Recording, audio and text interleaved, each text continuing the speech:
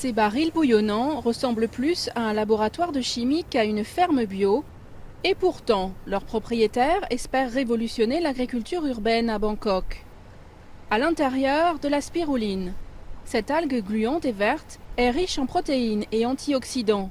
Et il s'avère que les toits des gratte-ciel de la capitale thaïlandaise sont l'un des meilleurs endroits pour la cultiver, grâce à la lumière et à une chaleur quasi constante. C'est un espace inutilisable et c'est pour ça que nous essayons d'utiliser les bâtiments autant que possible. Nous pouvons donc la cultiver en ville grâce à l'agriculture urbaine. L'algue double de volume chaque jour et se récolte 3 fois par semaine avant d'être transportée en laboratoire.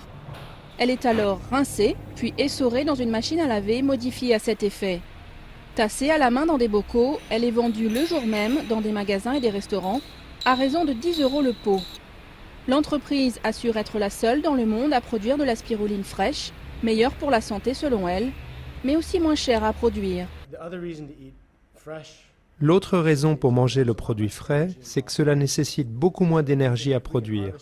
Alors si nous pouvons récolter le produit frais, l'emballer, l'expédier localement pour qu'il soit consommé, nous nous passons de toute l'énergie nécessaire pour chauffer et sécher le produit.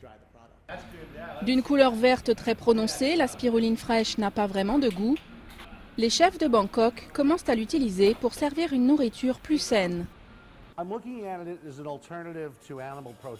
Je la vois comme une alternative aux protéines animales. Nous pouvons réduire les protéines que nous servons, comme le poisson ou la viande, et incorporer de la spiruline comme autre source de protéines. Je la vois plus d'un point de vue nutritionnel que culinaire. Les personnes ayant certaines maladies spécifiques liées à l'acide urique ne doivent pas en consommer. Mais pour les autres, il n'y a désormais plus aucune raison de bouder les légumes verts.